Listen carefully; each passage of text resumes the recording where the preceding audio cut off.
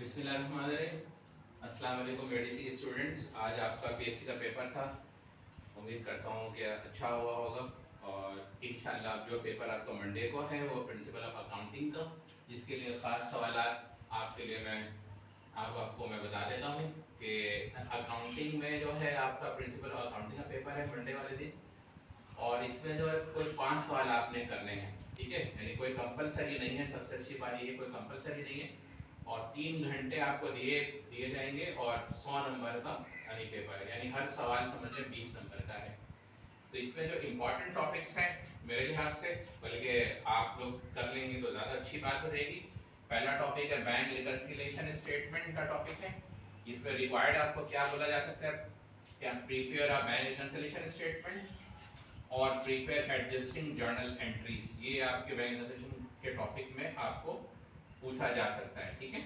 और अगर आप लोग चाहते हो कि बैंक रिकन्सिलिएशन के सवालात मैं आपको सॉल्व करके दिखाऊं तो इंशाल्लाह नेक्स्ट वीडियो में आपके जो टॉपिक्स हैं इसके जो भी मैं अभी बता रहा हूँ उसके भी सॉल्व भी मैं बताऊंगा, खास सवालात। इन्वेंट्री वैल्यूएशन के अंदर टॉपिक आपके पास है, यानी जिसके अंदर रिक्वायरमेंट आपको compute cost of ending inventory, cost of goods sold and gross profit. यानी या तो सिर्फ देखिए कॉस्ट ऑफ एंडिंग भी बोला जा सकता है, कॉस्ट ऑफ गुड्स सोल्ड भी वो पूछ सकते हैं, या ग्रॉस प्रॉफिट भी पूछेंगे। अच्छा, अगर ग्रॉस प्रॉफिट भी अगर पूछते हैं तो आपको ऑब्वियसली इन्वेंट्री वैल्यूएशन का कोई भी सवाल हो उसमें कॉस्ट ऑफ एंडिंग इन्वेंट्री तो निकालनी ही पड़ती है। अगर आपको ग्रॉस प्रॉफिट कहते हैं निकालने को तो आपको कॉस्ट ऑफ गुड्स सोल्ड निकाले बगैर आप ग्रॉस प्रॉफिट नहीं कैलकुलेट कर सकते, ठीक है।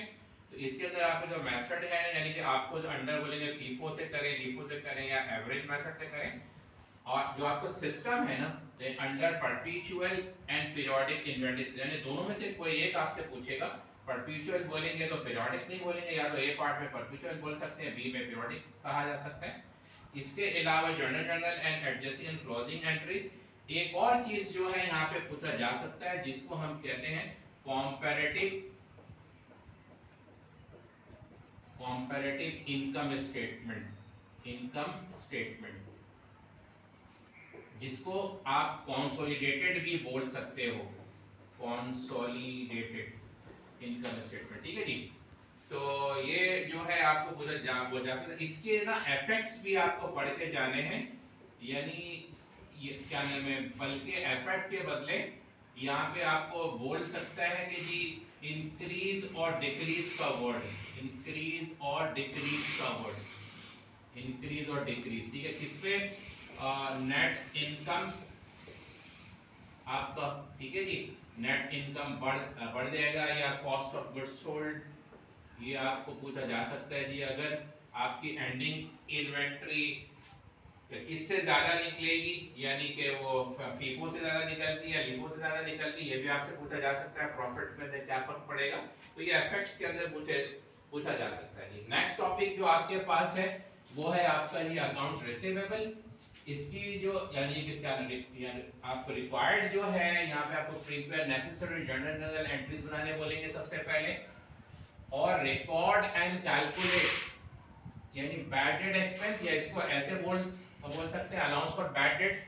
दो अप्रोचेस होते हैं, एक हम कहते हैं बैलेंस शीट अप्रोच जिसमें परसेंटेज हम लगाते हैं अकाउंट रिसीवेबल के एंडिंग बैलेंस में, और दूसरा आपको कहते हैं इनकम स्टेटमेंट अप्रोच जो कि परसेंटेज नेट क्रेडिट सेल्स पे बोला जाता है।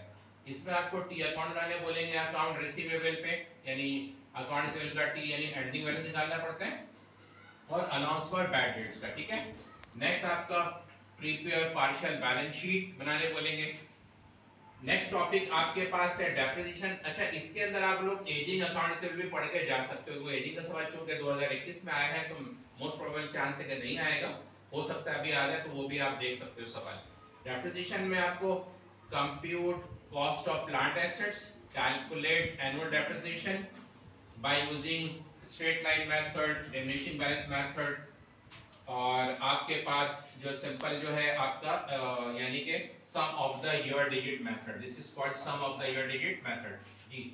नेक्स्ट जो आपको यहाँ पे कंप्यूट एंड रिकॉर्ड बोल सकते हैं, लॉस और गेन ऑन एक्सचेंज, लॉस और गेन ऑन सेल या डिस्पोजल, या लॉस ऑन स्क्रैप, या जिसको दूसरे लफ्जों में डिस्कार्ड का वर्ड भी यूज कर सकते हैं, डिस्कार्डेड, ठीक है जी, डिस्कार्डेड, ठीक है, ये भी वर्ड यूज किया जा सकता है।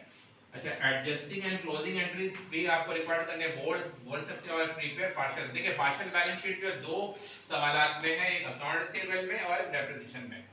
नेक्स्ट टॉपिक जो है यानी adjusting closing and reversing entries, जो आपको सिंपली एक डेटा गिवन यानी देगा या फिर बोलेगा भी take the data from the worksheet या क्वेश्चन नंबर 1 या क्वेश्चन नंबर 2 व्हाटएवर जिस क्वेश्चन में भी पूछे, तो आपको बोलेगा भाई यानी prepare necessary adjusting closing and reversing entries बना दे। या अगर ये सवाल नहीं आए तो आपको फाइनेंशियल स्टेटमेंट में सवाल पूछा जा सकता है, जिसमें आपको सिंपली क्या प्रीपेयर अ क्लासिफाइड इनकम स्टेटमेंट और प्रीपेयर अ आपके पास क्लासिफाइड बैलेंस शीट बनाने पूछेगा जी। जो last but not list topic है पार्टनरशिप, इसके अंदर तीन टॉपिक आपके पास इंपॉर्टेंट है। एक है admission, then liquidation and then यानी रिटायरमेंट। ठीक है जी। इन यानी सवालात जो मैंने आपको बताए हैं, गेस्ट पेपर है आपके लिए, क्या इंपॉर्टेंट गेस्ट पेपर है। अगर इसके सॉल्यूशन आपको चाहिए तो आप इंशाअल्लाह ताला मेरी जो नेक्स्ट वीडियो है उसमें बैंक रिकंसिलिएशन वो स्टेटमेंट के मुतालिक मैं बताऊंगा और इन्वेंटरी वैल्यूएशन के मुतालिक इंशाल्लाह मैं बताऊंगा, या फिर एक एक वीडियोस आपके पास आएंगी सॉल्व। ठीक है जी, अल्लाह हाफिज।